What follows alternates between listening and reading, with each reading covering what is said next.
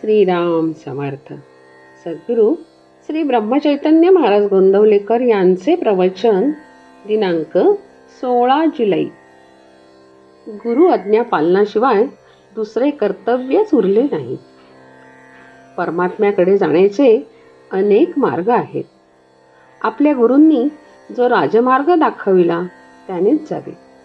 मध्येच दुसरा मार्ग घेतला तर पल्ला कधीच गाठायचा नाही.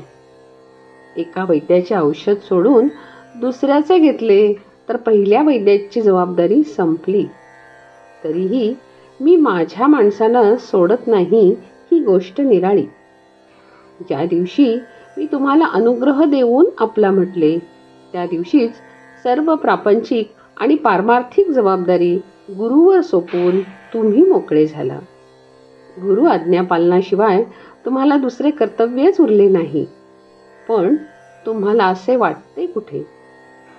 विष हे आमटीत घातले काय किंवा भाजीत घातले काय, दोन्ही त्याज्यच. त्याप्रमाणे अभिमान व्यवहारात असला काय किंवा पारमार्थिक साधनात असला काय, दोन्ही त्याज्यच. मी कोण हे आधी जाणले पाहिजे. परमात्मा कोण ते मग आपोआपच कळते.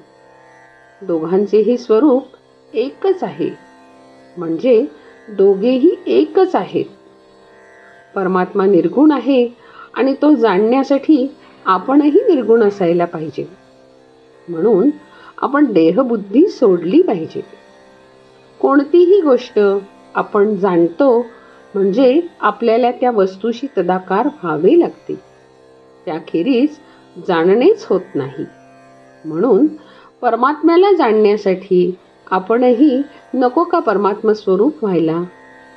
यालाच साधू होऊन साधूच ओळखणे किंवा शिवो भूत्वा शिवम यजेत असे म्हणतात. आता कोणत्याही वस्तूचा आकार आपल्याला प्राप्त होण्यासाठी आपल्याजवळ तत्सदृश असे संस्कार पाहिजेत.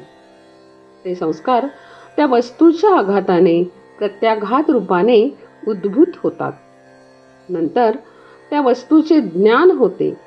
म्हणून परमात्म रूपाला विरोधी असे सर्व संस्कार घालवून आपण आपले अंतःकरण पोषक संस्कारांनी युक्त केले पाहिजे. जर आपण साधन करून निष्पाप होऊ शकलो तर आपल्याला जगात पाप दिसणे शक्य नाही. देवाच्या गुणाने आणि रूपाने त्याचे गुण आणि रूप मिळेल, पण त्याच्या नामाने तो जसा असेल तसा सर्वच्या सर्व मिळतो. म्हणून नाम हे साधन श्रेष्ठ आहे. आपण भगवंताच्या नामात राहिले पाहिजे. त्यातच जीवनातले सर्व सुख सामावले आहे. याहून दुसरे काय मिळवायचे? मी सुखाचा शोध केला आणि ते मला सापडले.